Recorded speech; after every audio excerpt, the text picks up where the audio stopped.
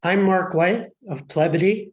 I'm honored today to welcome one of the most globally renowned and influential figures on the left, a scholar, author, teacher, intellectual, activist, and social critic, Noam Chomsky. Professor Chomsky, thank you for joining us today as part of Plebity's Free Speech and the Left Conference. Very pleased to be with you. I'd like to pose to you this question. The left is in decline today, and many believe it is no longer relevant or even that it no longer exists. The self-identified left is fractured and divided. Some who call themselves leftists focus on class and economic issues, some on issues of imperialism and war, and some on cultural issues and identity politics. Are all these equally the left? And how can so many different issues be squared together as one left? And for you, Noam Chomsky, is there such a thing as the left? And if so, what is the left? It's actually an interesting question. I've asked myself the same question for many years. So let me give you a concrete example of how the question arises. In the 1980s, when the United States under Reagan was carrying out major terrorist wars in Central America, killing hundreds of thousands of people, torture, destruction, I visited a number of times, visited Nicaragua a couple of times. The U.S. was running a terrorist force that was attacking Nicaragua. I was one of the visits. I was a guest of the Father Cesar Jerez, a good friend, a leading figure, one of the most leading figures in the Jesuit community in Central America. He was actually Guatemalan, but he fled Guatemala when the U.S.-backed terrorist state threatened to kill all the Jesuits. He went to El Salvador. He was very close to Archbishop Romero, known as the voice for the voiceless, conservative priest made archbishop. Romero was assassinated by the right-wing forces backed by the United States. Cesar had to flee El Salvador at that point, went to Nicaragua. Nicaragua in the 80s was a little bit like Paris in the 1930s, people fleeing from Nazism, Russian state terror tended to flee to Paris. People fleeing from U.S. state and private terror in Central America tended to flee to Nicaragua. So a lot of them were there. I actually was invited by Father Jerez, who I knew. I stayed in the Jesuit house. He took me to various places of interest, did some work there that he wanted me to do. One of the visits was to a small, poor, very poor peasant village where one of the most conservative Catholic orders of nuns had a mission. When I visited, the Mother Superior wasn't there. She was going around to peasant huts, trying to encourage peasants to take vaccines. They didn't like the idea of these white people coming in and sticking something into their arms. Why should they trust them? So she was trying to encourage them to do that. The nuns took to show me a community project that they had initiated. The village didn't have any water. The women had to trek miles to pick up a jug of water and bring it back. So the peasants weren't used to working together. but the nuns got them to cooperate to build a well in the middle of the village. The well was a hill, and the top of the hill was a hole, and they dug in, and the way you got the water out was a donkey walking up and down, pulling a rope and a bucket, and dipped the bucket into the well and pulled it out, and then came down, they had water. Are they on the left or on the right? It's the most conservative order of nuns. So what are they? You decide. I don't know. To me, they're on the left. They would say they're on the right. You look at a lot of their beliefs. Of course, I wouldn't want to have anything to do with them. But their lives were dedicated to helping poor and oppressed people. They, of course, were living in poverty. Ask the same about, I visited places where Americans had come down to help people from evangelical churches in Kansas, rural Maryland, dedicated to trying to help poor people survive under the murderous attacks of US-backed terrorists, state terrorists, or private terrorists. What are they, left or right? I don't know.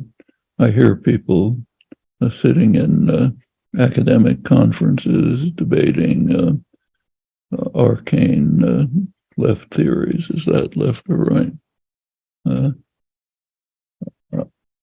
As far as I can see, we should recognize that there is constant bitter class war, the rulers and the ruled, the masters and the servant and the slaves.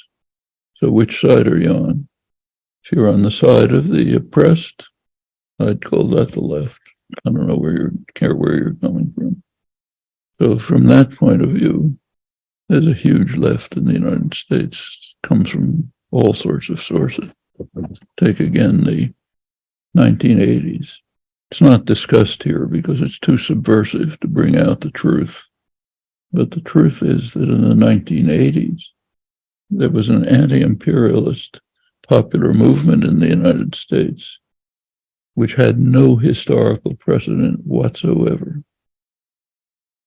Americans, like the people I mentioned, say from rural Kansas evangelical churches, other young people from universities, mixture of people, were going to Central America to try to help people under attack by the United States, to help them survive, to give them whatever protection you might have from a white face, which is real.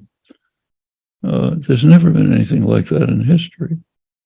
During the Vietnam War, there's a strong anti-war movement. I was very much involved in it, but nobody thought of going to a Vietnamese village to try to protect people from American forces attacking them.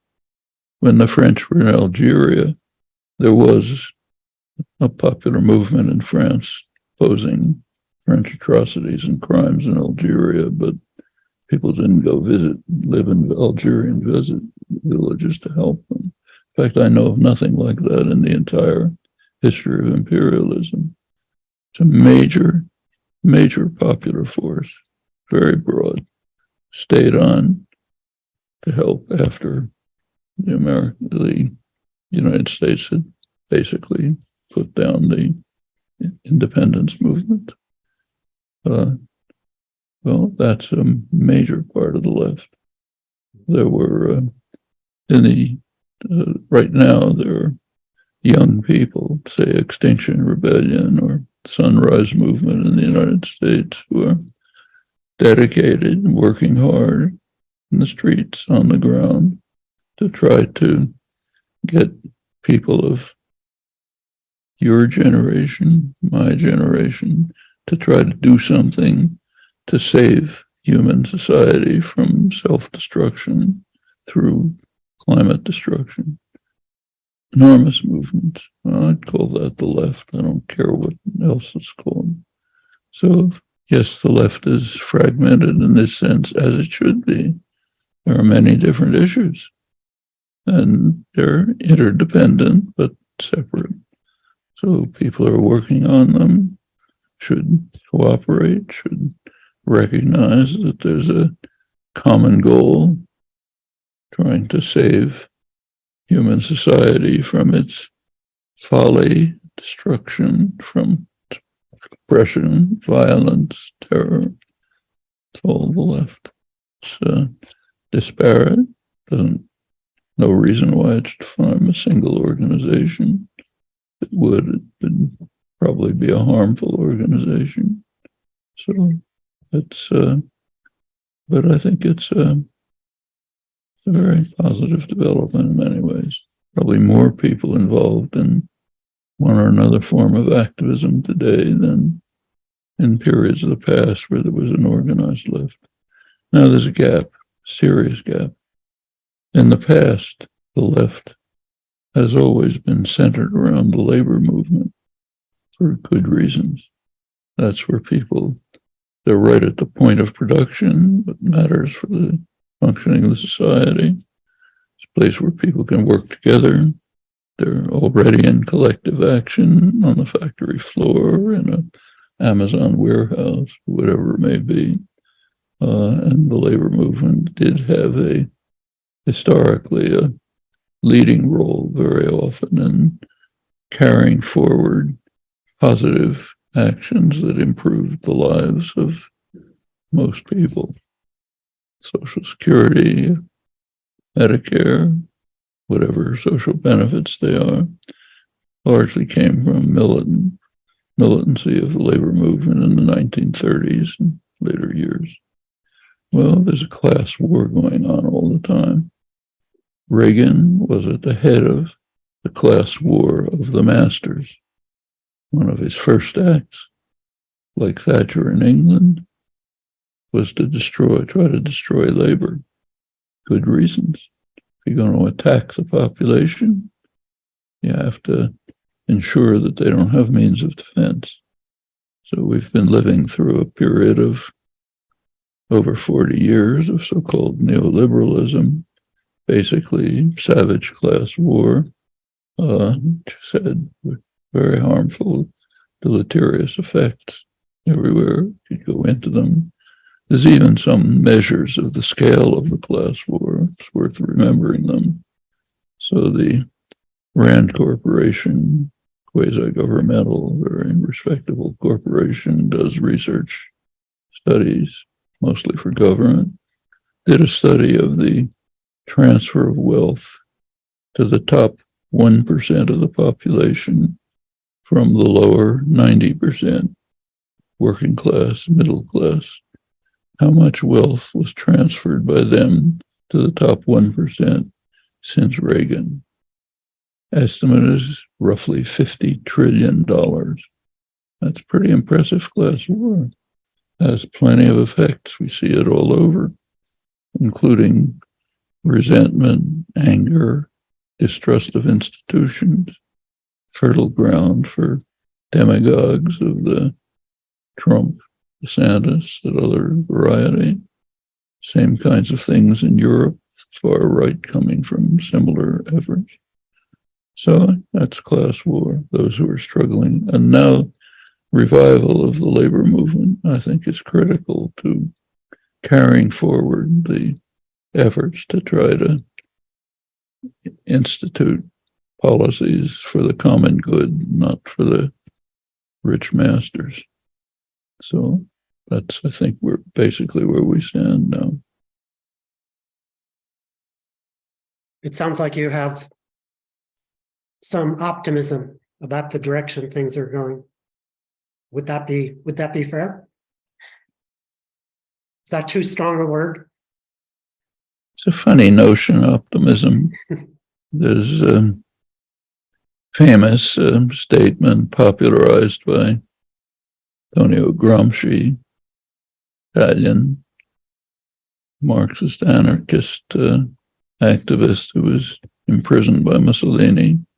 The slogan, when he was able to publish a journal, the masthead carried the slogan, pessimism of the intellect, optimism of the will. I think that's a pretty good message. That's a good one. Yes. So if we could touch now on the question of free speech, since this conversation we're having today is part of PubID's Free Speech in the Left conference. And I wanted to pose the question to you of what is it, or can you tell us what it is about this conference that made you decide that it was important enough to want to come and participate? Well, defending freedom of speech has been a leading commitment of mine all my life. You don't have freedom of speech, you're not going to have freedom of anything else. Freedom of speech has a meaning. It means willingness to tolerate views that you despise. Other than, you take Stalin, Hitler, they were very much in favor of free speech for views they approved of. Okay, that's totalitarianism. Anything remotely like the left, or even concern for human beings, will be strongly opposed to those nations. That is, will be in favor of freedom of speech, which, as the great left Marxist martyr Rosa Luxemburg put it, means freedom for views you don't like or you despise. Well, that's the definition of free speech. And it's under attack on lots of different levels. It's not new, it's old. Well, the reason it's focused today and become an issue is because the actions, mostly by young students, by others, to try to repress views that they don't like. These are now taking over tactics that have been the tactics of the establishment for as far back as you want to go. Repression of the left, that's been standard. Constant. Nobody talked about it because it was repression of people they don't like. But we think of eras like Wilson's Red Scare, which crushed independent thought. It's called McCarthyism, which started by Truman, picked up by McCarthy, which attacked speech. It's a little misleading because it's constant. I could give you plenty of examples from my own experience, which are far from the worst. But it was considered quite normal to marginalize, eliminate, repress views that are moderately left. The United States is unusual. I don't know of any other country where it has the same legal guarantee for freedom of speech. Supreme Court in the 1960s set a pretty high standard of protection of freedom of speech. That's in principle. Practice has not been like that. So free inquiry and speech has been repressed in a variety of ways that are not formal state practice. This is actually something discussed by George Orwell 80 years ago. His introduction to Animal Farm. Everybody's read Animal Farm. Not many people have read the introduction because it was suppressed. It's discovered many years later in his unpublished papers. But it's interesting. The introduction is addressed to the people of England, free England. It says this book is a satire of the totalitarian enemy, Animal Farm, which he hated. He was a bitter opponent of Stalinist oppression. And the book, of course, is a satire of the Soviet Union. But he says the people of England should be righteous about it, because in free England, unpopular ideas can be suppressed without the use of force, and very effectively. Give some examples, give some reasons. Says press is owned by wealthy men who have every interest in not wanting certain ideas expressed.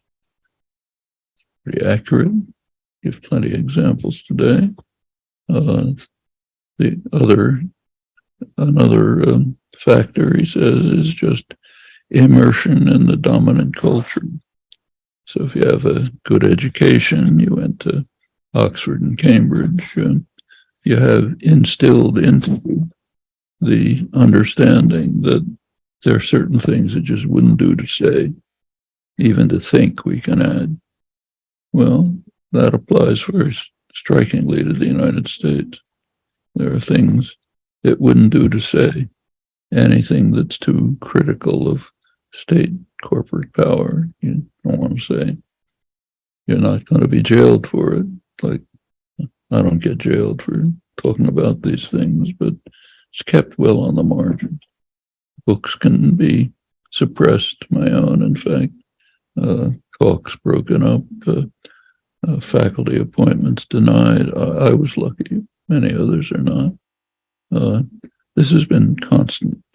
Now, segments of mostly young people who regard themselves as the left, I don't think they're on the left, but they regard themselves on the left, are picking up some of these tactics and trying to block talks at universities by people whose views they don't like and so on. That's very serious. Shouldn't be doing it. Tactics are wrong in principle. They're even tactically wrong. They're just a gift of the right wing, which loves them, delights them, and runs with them, and so happy about it. So it's wrong in principle, tactically self-destructive, and spreading before. Sometimes you can see that it has good motives. Like the Aryan people say, we shouldn't allow racist, misogynist, violent expression, because look at how many people are harmed by it. Kind of intuition, but the way to stop the harm is not to try to prevent the views from being expressed. You don't stop the harm that way. In fact, you increase it by giving credibility to those who are undermining rights, justice, freedom. They love it. So I think these are right now very critical issues. Plenty of people in universities are almost afraid to talk because they might say something that'll offend somebody. Well, that's what you should be doing at a university. Offending people, saying, think about the ideas that you've been inculcated with. That can be subversive. Goes all through history. Go back to Greece, classical Greece. There was somebody who was forced to commit suicide because he was corrupting the youth of Athens by asking too many questions. Socrates. That's true. Ask questions is subversive. As Orwell said, it means raising questions about those things you're taught it wouldn't do to say, or it wouldn't do to think. So yes, that's subversive. And that's what you would expect in an institution devoted to free inquiry, to an understanding, to gaining a conception of how life works, how the world works, how it ought to be. It should be challenging, provocative.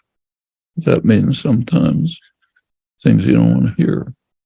Be much nicer not to know about the world, pretend it's something else.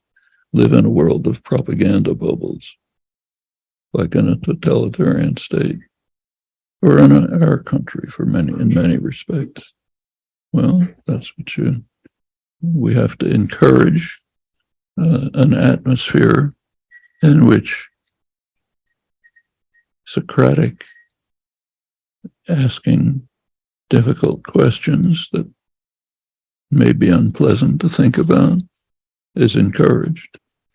That's the way human society has progressed and human culture. That's such an important message. And as you said, this assault on free speech isn't anything new, but it's ongoing, but it's certainly under attack now. And your words are so important. And thank you so much for joining your voice along with ours. And hopefully every voice helps other people gain courage and find their own strength to support free speech and open exchange of ideas, which is so essential. And I know that your entire career has been a long stance of unwavering support for free speech. And so I thank you once again. Thank you very much for joining us, Professor Chomsky. Thank you for what you're doing. It's an important struggle. Thank you.